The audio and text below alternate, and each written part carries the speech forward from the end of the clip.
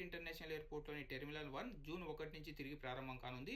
అలాగే ఇతర దేశాలకు చెందిన ఎయిర్‌లైన్స్‌లు కూడా జూన్ 1 నుంచి తమ విమాన సర్వీసులు కువైట్ ఇంటర్నేషనల్ ఎయిర్‌పోర్ట్ నుంచి ప్రారంభించనున్నాయి.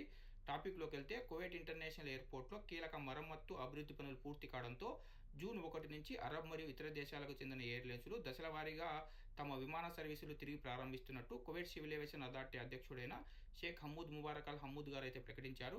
కువైట్ ఇంటర్నేషనల్ ఎయిర్‌పోర్ట్‌లో సిస్టమ్ మరియు ఇన్‌ఫ్రాస్ట్రక్చర్ పనులు పూర్తయిన తర్వాత టెర్మినల్ 1 పూర్తిస్థాయి విమాన రాకపోకలకు సిద్ధమైన తర్వాత ఈ నిర్ణయం తీసుకున్నట్లు ఆయనైతే తెలిపారు. కువైట్ ఇంటర్నేషనల్ ఎయిర్‌పోర్ట్‌లో టెక్నికల్ మరియు సేఫ్టీ ప్రమాణాలకు అనుగుణంగా సాధారణ విమాన రాకపోకలను మళ్లీ ప్రారంభించేందుకు అన్ని ఏర్పాట్లు పూర్తయ్యాయని కువైట్ సివిల్ ఏవియేషన్ అథారిటీ అధ్యక్షుడైతే వెల్లడించారు.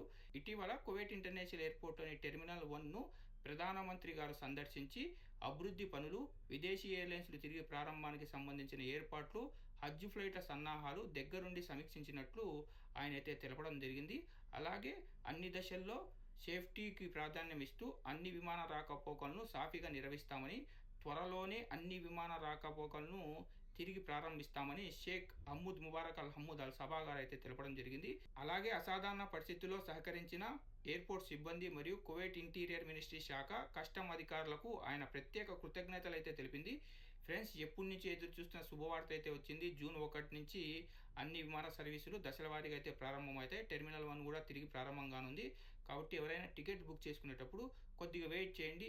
ఏ ఎయిర్‌లైన్స్‌లు ప్రారంభమవుతాయి, అన్నీ స్టార్ట్ అవుతాయా లేదా అని మరో అఫీషియల్ అప్డేట్ అయితే వస్తుంది. అప్పటి వరకు వెయిట్ చేయండి. ఆ అప్డేట్ వస్తేనే నేను మీకు తెలియజేస్తాను. అది మిస్ కాకుండా ఉండాలంటే మన గల్ఫ్ ఎక్స్‌పర్ట్ తెలుగు ఛానల్‌ని సబ్స్క్రైబ్ చేసుకొని బెల్ బటన్ ఆన్‌లో పెట్టుకోండి.